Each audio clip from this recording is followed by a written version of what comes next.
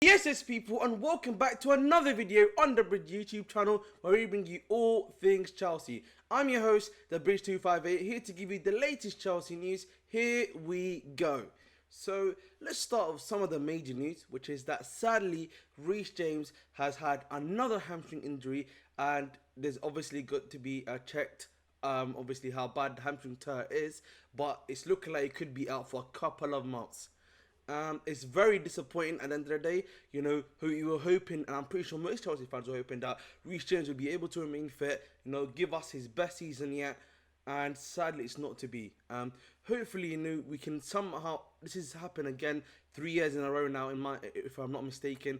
And we now need to, in my opinion, start, you know, looking at trying to sort the situation out as much as possible. Because, you know, at the end of the day, Reece James is a top class player, has the ability to become world class. But these constant reoccurring hamstring injuries are only going to hamper his career more and more. He's also got now competition in Malo Gusto, which we are lucky to have now, thank God, that we have a backup now that is suitable. Unlike sadly Aspilicueta, who was a lot more of an older player, didn't have the legs to do that job anymore. We've now got Malo Gusto, someone that can do that job, very young, hungry, and you know, he also has that ability to become a top player too. So, you know, at the end of the day, it's good that we have some cover there, but when it comes to Reece James, bro, we need to sort the situation out. We don't want a situation where, you know, similar to Jack Wilshere, where this guy constantly just, you know, who come back fit. We're expecting him to be the back to his best, and then he keeps on getting injured again and again and again. And that's the thing with Reece James. We don't want to tap into him. Hopefully this time, you know, Chelsea, the new Chelsea medical staff, everyone has a key look at him and make sure, you know, that hamstring situation finally gets sorted out.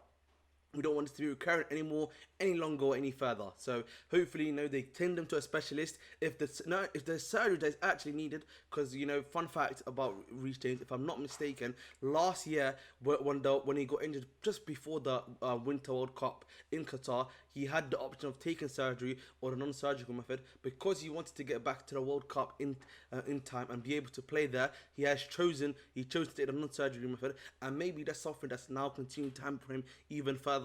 You saw once he came back after the World Cup to start games, I think in the first game, if I'm not mistaken, he was already injured, and that was against Nottingham Forest, ironically, or Bournemouth or Nottingham Forest. It's one of those two because we faced those two in the fixtures that we came back in. So listen, at the end of the day, Reece James, if I'm the football club, you send him to a specialist. If the surgery is required, we sort that out. We then give him the time he needs to take out, plus an extra 2 months, and so that we know that this guy is fully ready and capable to start that position week in, week out, and there is a very extreme minimal chance of injury. Touch wood. That's what you need to do now, Ben, because we need to solve this issue once and for all. We cannot be having Reece James, El Capitano, injured non-stop. That's all it comes down to for me. And honestly, from the bottom of my heart, Reece James is one of my favourite players. Hopefully, you know, this situation again is sorted out and we know we can move on forward. Now let's talk about the next topic, which is on Michael Olise. First and first, sadly, Michael Olise is not coming to Chelsea. He has signed a new 4-year deal with Crystal Palace, and there is a release clause in there. We don't know what the value of the release clause is, as it's just a new contract that was signed today. The reason why the deal did not happen on Michael Olise, according to Ed Aarons and other sources, and Secret South, and I think there was another source that said it, is that Crystal Palace were basically threatening Chelsea to go to the tribunal to say that they were tapping up, and they also said that they had evidence that Chelsea were tapping up Michael Olise. And so, as such, I think Chelsea just pulled out because they didn't want the hassle of going to court for something that they knew they didn't do. Secondly, from what Secret Scout was saying last time about the tribunal stuff, he said that this would make the transfer take longer. And with almost now, I think, if I'm not mistaken, 1 week and a half left of the transfer window, I don't think Chelsea wanted to wait that long just to get Michael Olise through the door. I think they wanted to get their options in as soon as possible, as quick as possible at the end of the day. So I think that's the main reason as to why, you know, Chelsea Football Club decided on not moving for Michael Olise. And, you know, again, in my opinion, it's a very big shame. Obviously, you know, I would have loved Olise at the football club, but, you know, it isn't meant to be. But, you know, again, hopefully the club now, which we're going to be discussing just straight after, you know, they've brought in some options now, some guys that they think, you know, can replace him essentially. And I think it may mean something for the future in terms of the football club too and formation. So let's move on to that then. So it seems that the club have identified two main options, in my opinion. Those two main options are Brendan Johnson from Nottingham Forest, and the other one is Bradley Barcola from Lyon.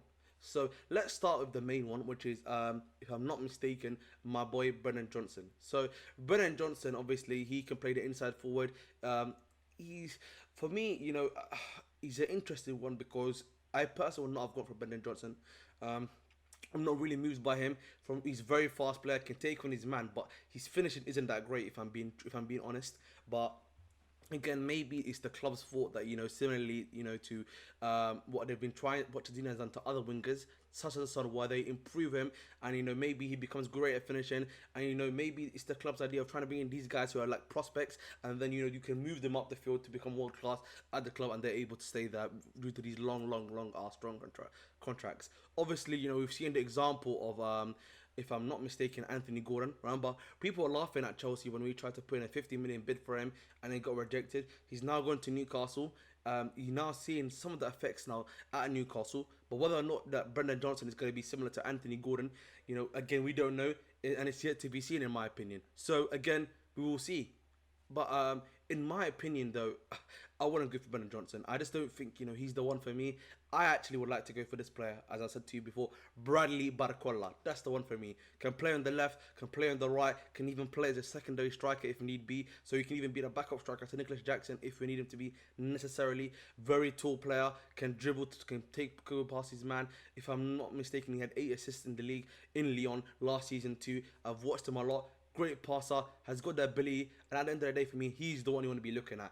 He's the one you want to be looking at. He's the one that's got the ability. He's the one that's got the strength. So as such, for me, when it comes to Bradley Barcola, that's the one I would like at the football club. And let me know your thoughts down in the comments below whether or not you would like a Brendan Johnson, Bradley Barcola. Maybe I'm hearing some people say maybe we should try to hijack the Kudus deal from West Ham and try to bring him into. That's another option, of course. Is there, or maybe even Doku from Stade Rennais. He's another one that I've watched a lot of. As you know, Stade Rennais is a French club that I like to watch from time to time, considering the amount of talent they have too. So that's another guy to watch.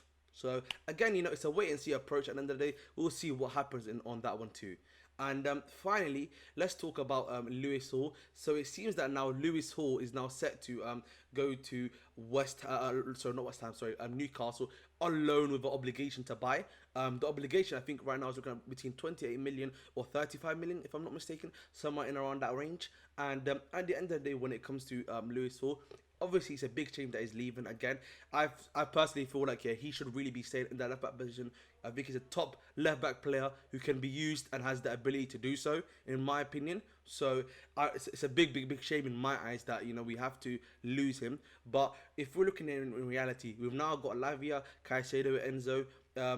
Pochettino really wants Gallagher to stay, I'm afraid, even though I do know the club are trying to move on. Gallagher's adamant that he wants to stay, and he wants to fight for his place essentially. You've got Andre Santos now, who's going to be another backup there. Ugochukwu is set to go out on loan to Strasbourg. So in that midfield area alone, he's not going to get any game time or space to play. You then look at the left back area. Chilwell's the vice captain, and this is his year essentially. So the club probably going to be testing out to see if he's good enough or not. After all of the main injuries that he's had. You've then got now Cucurella. The club have tried multiple times and had multiple attempts to try to move on Cucurella. They've tried to do a loan offer with Newcastle themselves, but it's not really worked out. His performances last season and in pre-season this season have not been great either. So he's not even able to advertise himself as much as maybe the club would have liked to, but it's not worked out, I'm afraid. So even there, it's filled up, even though Lewis Hall should really be getting in there, in my opinion. But at the end of the day, that's what it is. Sadly, we can't do anything about it. It's really out of our controls. I know many people would have liked to have kept Lewis Hall, but we can't change anything about that, I'm afraid. So obviously we're going to be getting 30 million from him, between 28 and 35 million from him of pure profit, which is good for the FFP and for the books as well. If my theory of Gallagher not being sold is correct, then you've also got Chalobah, which was to be sold. Even though I do know he would sustain the hamstring injury, much like Olise, who were about to buy the hamstring injury, who had just gone through a hamstring injury. Chalobah is probably going to be sold some way or another. I think possibly to West Ham because they need a defender. So another 30 million from there, and then I think you're looking at the books being all nice and good. So at the end of the day, Shane Lewis was even, but we can't do anything about it. And going into tomorrow, which is Friday, hopefully, Lavia is announced by tomorrow morning. I know that we want him to be announced before noon so that we can sign him up and he can be available to be played at West Ham. it is what it is, man. But guys, let me know in the comments below. Would you rather Bradley Barcola or like Brennan Johnson, or is there someone else that you would like to play on the wing? And that's the video, guys. Please make sure again to like, share, subscribe, on the YouTube channel. And it's always a pleasure to see you guys. And I'll be seeing you tomorrow, where I'll be giving my preview to Chelsea versus West Ham and some of the comments, some other transfer news that may or may not come out. But as always, I've been your host, the Bridge 258, and make sure to stay blue.